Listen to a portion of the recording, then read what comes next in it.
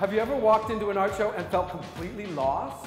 Or stepped into a conversation and realized you had nothing to say? Or asked a question that made you feel really stupid? Well, you're not the only one, but that's about to change.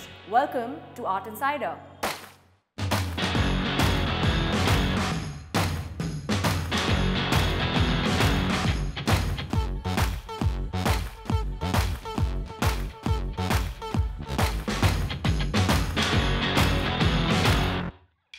Hi, I'm Peter Nagy. Hi, I'm Aprajita Jain. And we're here to deconstruct the art world for you. We're here to give you answers to the smallest questions from the biggest names. We're going to be your eyes and ears to the inner workings of the art world so you can figure out how to navigate yourself through it. So let's get the show on the road. Let's go.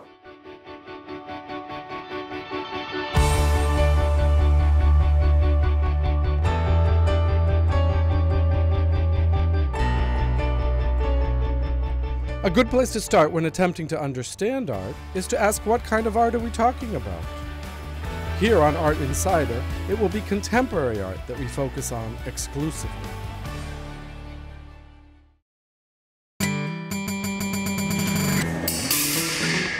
Contemporary art in India today involves a wide range of professionals who work with artists to both exhibit and understand the important art of our times. Contemporary art is, for the most part, made by artists living today. And here, there are virtually no rules. Contemporary art may constitute installations that incorporate both paintings and photography. Sculpture might be a decision rather than a three-dimensional object. And if you're curious to know the difference between a digital photo montage and an interactive performative event, or the difference between biennials and art fairs, or to explore the gray areas where galleries, museums, collectors, dealers, and critics all overlap, then this is the place to be. To better understand what we mean, let's head over to Morte, a gallery that has been at the forefront of Indian contemporary art for the past 20 years.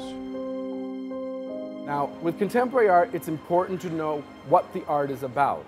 Of course, all art is about aesthetics, but at the same time, contemporary art is about issues. Artists working today are part of a globalized world, and they're influenced by a wide range of issues, such as social and political dilemmas. So often the artist wants to challenge the viewer, engage the viewer to think creatively, think different about not only art, but the larger issues of the world today that affect us all. After studying communication design and art history at New York's Parsons School of Design, I went on to open a small gallery, naming it Nature Morte, the French term for still life. I became very interested in art, but I became also very interested in the envelopes that we create for art, saying galleries, magazines, museums. You know, art has to be put into a context. I was living in New York and I was just obsessed with going to galleries and museums. I mean, I just saw everything. And it was a very exciting time in New York, and the art scene was booming. So then, really by a fluke, there was a little scruffy neighborhood where we lived in New York called the East Village. And one day he says to me, let's start a gallery. I moved to New Delhi in 1992, reopening Nature Morte there in 1997. The scene has changed tremendously. I think there's a lot of really, really great, talented artists here, and there's a lot of scope, and I think India needs to build up its own contemporary culture. Though both Aparajita and I collaborate on all aspects of the gallery, basically, my job is handling the art and the artists, while she concentrates on the business side of things. I think my love affair with art began at school thanks to my principal. And I remember her telling me that if you don't enjoy the arts, then you're going to have a very dry existence. An artist told me that you've got to decide where you want to go, because you can obviously do things. So do you want to go towards the decorative side of art, or do you want to go towards the intellectual side of art? And that's when I decided that what really got me going was the content behind the art that I loved.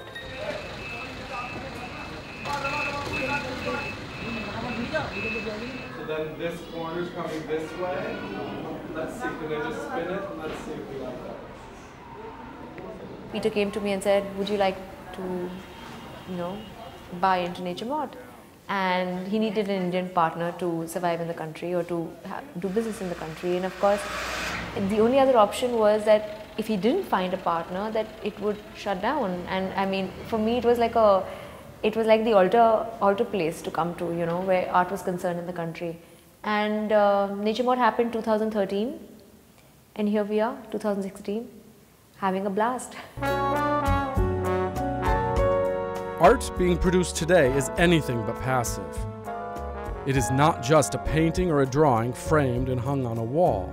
Artists are exploring materials, methods, techniques, and subjects in ways that not only engage the viewer, but challenges them to both think and react to the art.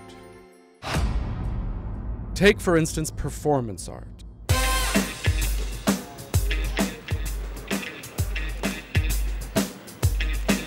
A medium where live actions by the artist's body become works of art.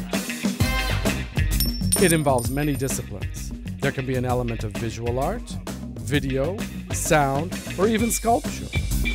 Ideally, it consists of 4 basic elements: time, space, the performer's body, and a relationship between the audience and the performer.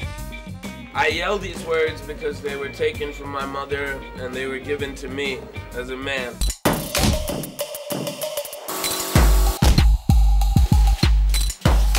Traditionally, sculpture, as a medium of art, employed techniques such as carving, chiseling, and modeling. But technology today has led to the creation of new tools that are constantly redefining this medium. As we develop new materials, sculpture continues to be an ever-expanding art form. Its evolving nature makes it anything but conventional.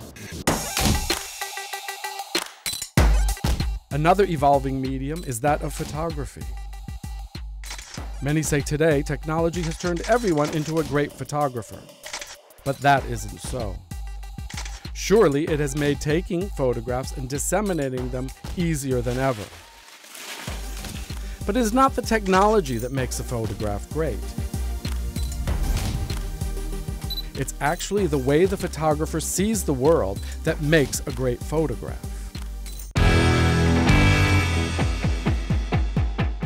Video is a medium that is being widely used in larger installations, performance, and sculpture. Even though it has been around since the 1960s, it is a medium that continues to confound viewers. The best way to understand video is to rule out what it isn't or does not have. It isn't plot or narrative driven. It may not necessarily have actors or even dialogue. It is an art form that is changing and challenging the very definition of art, and we will explore this medium in our episodes to come.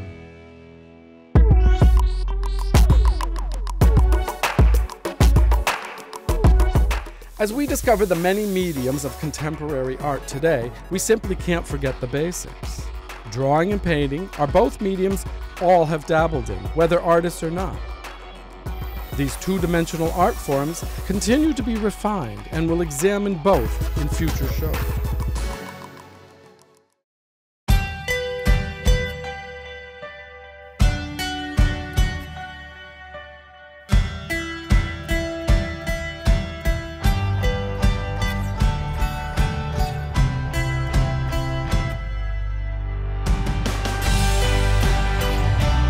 The art market in India began to bloom around 2005, and at that point in time, it was estimated to be worth about 50 crores. But today, the art market in India is worth anywhere between 1,200 and 1,500 crore. Art is a serious business with serious players. While of course the art and the artist are at the start and heart of it all, art must be exhibited to be finished completely. This is where the galleries and gallerists come into the picture. They represent the artist and his or her works, sometimes acting as an agent, sometimes as mentor, and many times as support systems. Then there are the critics, specialists who analyze and evaluate the art and hopefully give an unbiased opinion of the work. The circle is incomplete without the curator, who is yet another specialist who selects and often interprets the work. They put together the shows for both museums and galleries. Finally, there is the very precious backroom staff. All institutions have a staff of people who handle logistics and management and make everything run, hopefully, smoothly. Often these roles overlap, and the same person can be performing multiple functions within the art world. I know this might be confusing, but in future episodes, we're going to explain things in greater detail. And hopefully demystify the Indian art world one step at a time. But before that, we get into a break.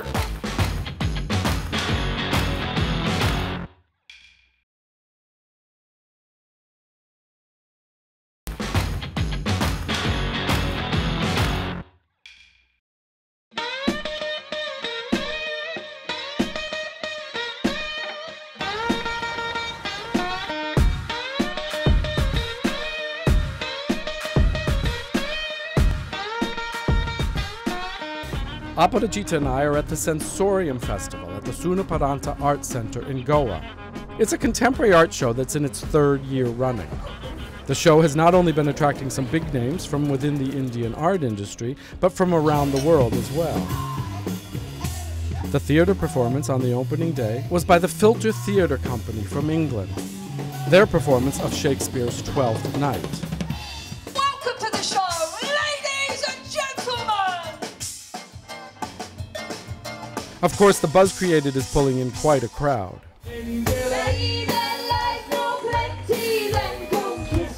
And the mix of art, theater, and music looks like it'll only going to get better and better.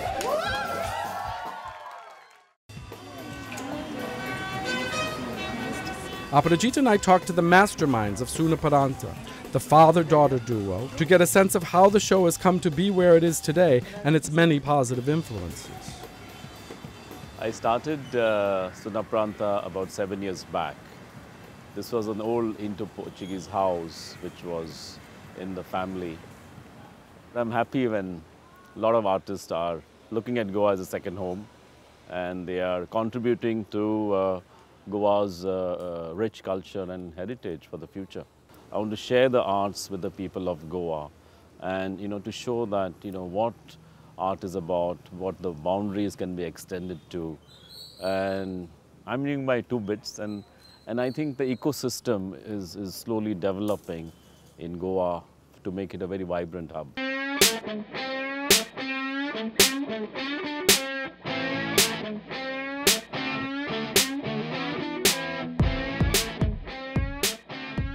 What's also very interesting about Sensorium is that there is no hurry to size things up.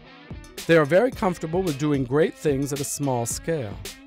Ishita Salgolkar explains why such an approach works for them, and also how artists are responding to this year's show. I think that's kind of been our motto from the beginning, is small but serious. When you offer quality programming, the rest follows. Siddharth Sangvi, who's our honorary director, came to me and said, let's build a whole show around love. And I pretty much fell in love with that idea. It's quite safe to say. And a large part of that is because I think love is when you reveal yourself. You kind of unravel and come together all at once. And each of our artists has responded to that, either with existing works, and about 12 have created new works for us. And we have programming throughout the course of Sensorium, which goes on for 2 months, including salon lectures, walkthroughs, workshops with students, public theatre performances, the works. And all our events are free and open to the public.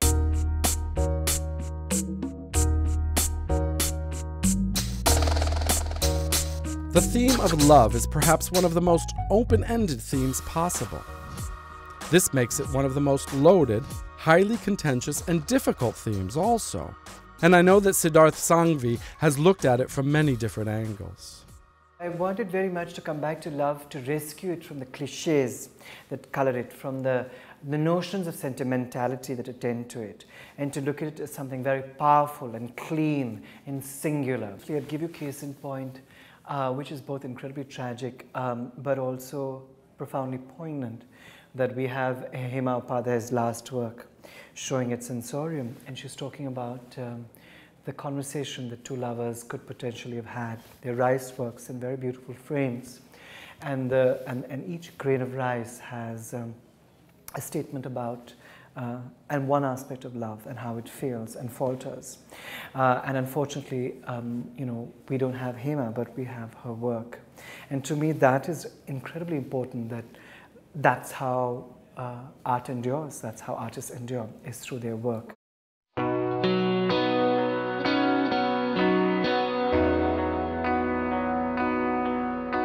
The works at Sensorium this year are a mix of painting, photography, sculpture, and installation, all looking at the subject of love from many different angles. This is actually one of my favorite rooms in the exhibition. We have behind me a work by the Delhi-based painter Mona Rai. These are works by a Bombay artist named Alexander Gorlitsky, and then also in this room are two large new canvases by Atul Dodia, also from Bombay. And what's interesting is how the curator can put together works of art by different artists who have probably never even met each other. They have no idea what each other are doing, but there are similarities and there's a language that they're sharing, and it can bring out things that the artist never realized in the work.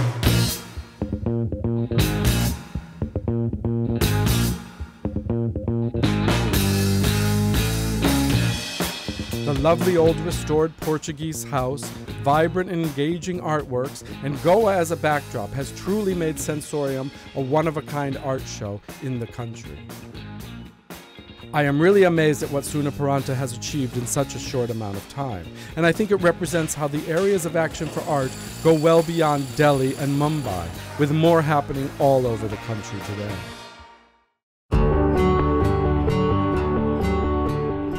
Every 2 years, the city hosts the Kochi Biennial, turning itself into a hotspot for conversations, ideas, and growth.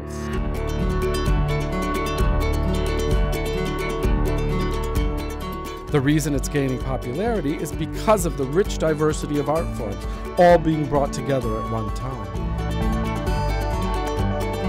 The Biennial is a 2-month-long joyride.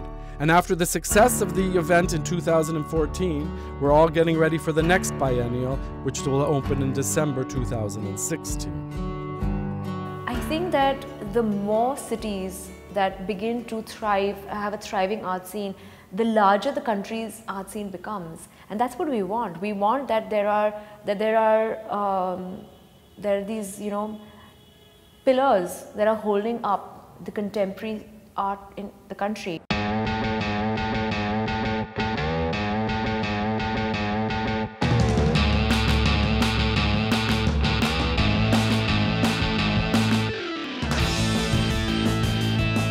Getting an exhibition together involves months and months of intense planning, creating a flow, building a direction, making sure the artworks exhibited work together. At the end of the day, it all must gel into a cohesive exhibition. We're in Kalagoda, and we've rented 2 floors of a building. It's a pretty funky building that's not very fixed up, so we're working with it rather than against it. We've put together 3 artists. We've got the sculptor Ellen Talur, who is based in Karnataka and part of the time in South Korea. We've got Suhasini Kejriwal, who is from Calcutta, basically a painter, but the works she's made here are a new technique that she's been building up to using embroidery, photographs, her own photographs, put onto canvases, collaged together, and then embroidered on top of, so something that's quite different.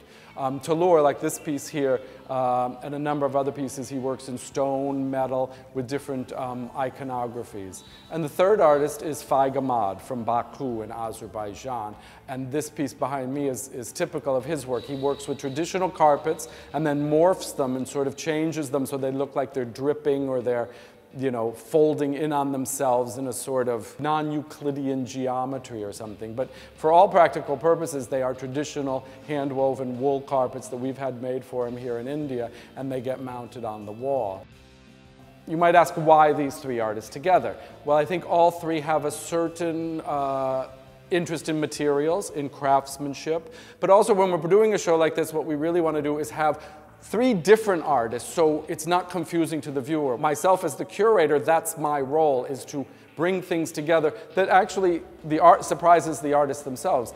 All 3 artists don't really know each other. They're working in very different places, solitary way, and they're very excited to see their work come together with other artists, which they think, yes, this is interesting because it actually does, there's common ground we're meeting on, but then we all have our own individual personalities.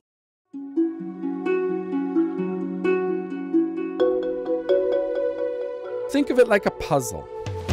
All the pieces have to come together to make the picture whole. Behind the scenes of any art exhibition, it is not always a pretty picture. It is also a lot of hard work, intense thought, and meticulous planning. So next time you attend an art show, spare a thought on why the show looks the way it does and how it came to be. We hope that this first episode helped demystify art and the art world just a little bit for you. But this is just the tip of the iceberg, and in the next episode we see how the found object and ready-made has taken over Indian sculpture today. In the coming weeks, we promise to take you deeper into the different mediums of art today, and to meet artists and to understand their method to their madness, to see the roles institutions play, to talk to collectors, and more. If you enjoyed this episode, please write to us at artinsider@ndtv and give us your thoughts. We hope to see you next week.